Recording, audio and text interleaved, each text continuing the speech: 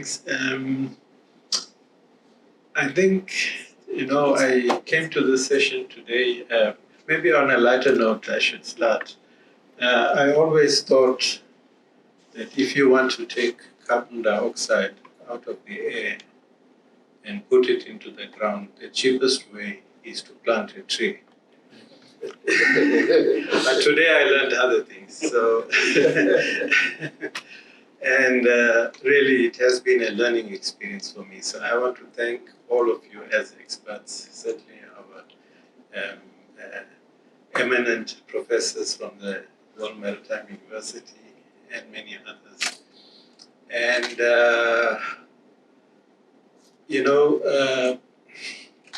for me, I would like to add 2 points to that list, perhaps. One would be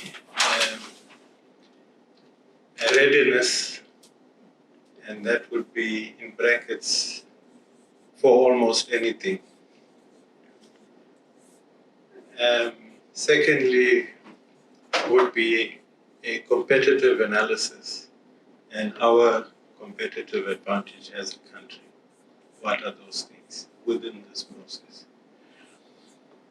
Certainly, what I've heard here today, when I started, I was asking them a lot of questions because I was trying to figure out really how far are we and whether we are ready in any way to be,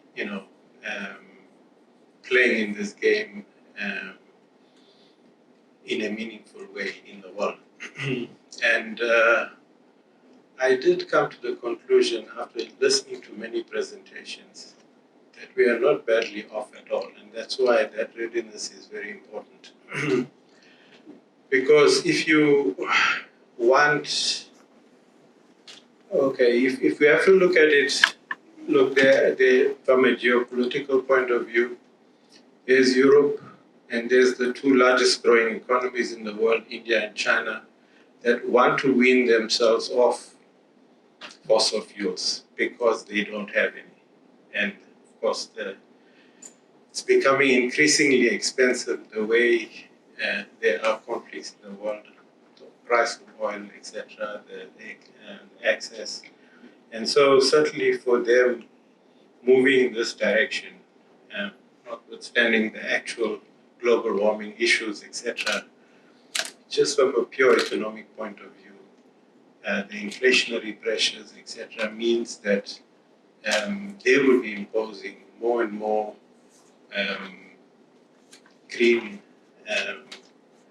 solutions in the world. And certainly Europe has already done that. There are many, many industries in South Africa that are putting up solar panels, etc., because to trade with Europe, you have to do that. You have to show how much they are moving into a green, or that the green content of their product has to increase. So certainly this is an area in which we are going to have to take policy, we are going to have to take the kind of solutions that other countries that are bigger players than us are going to impose on us. And so our readiness for almost anything sort of revolves around that.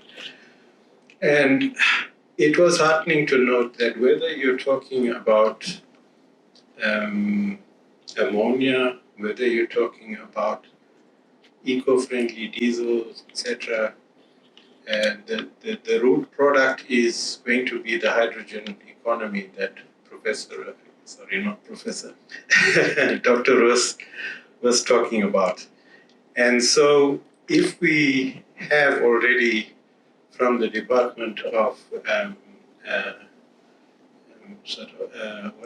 DFFE, as well as trade and industry, some roadmap already, we are partly on the way to being ready. From a technology point of view and from a capacity point of view, we already have our Fischer-Tropsch, whether it is Petro SA or Sasol, so that we are already partly ready on that road. So coordinating the full readiness for almost any fuel that will be imposed on us is already almost there. So we are pretty much almost ready for everything, the way I see it. I don't know how that impacts on what the DOT is going to do as a roadmap, but certainly from a technological point of view, we are already on track, or we are moving in that direction, and that itself, if you add the fact that we are a high solar country, we have wind technology. The president already spoke about 14,000 kilometers of grid strengthening, which Dr. Ross was talking about, renewable energy with all its variation being able to be transmitted across the country. That's something that's also being looked at. Then from a competitive advantage point of view, so which is the next point, those are all of the things in our competitive analysis. But beyond what we are ready for, and that's pretty much a strength and weakness kind of test, the issue is going to be, what are others going to be doing? Because like we are sitting here, there are others in the world who are sitting and planning the same things. They're going to do what's in their advantage in terms of their own inflationary pressures, etc., whether they are oil-producing country or not. As I was speaking, I mean, Argentina is an oil-producing country. Its inflation is running now at 211% per annum. So it doesn't matter. We are an oil-producing country as well, although we price at import parity pricing, and we only produce probably about 30% of our needs.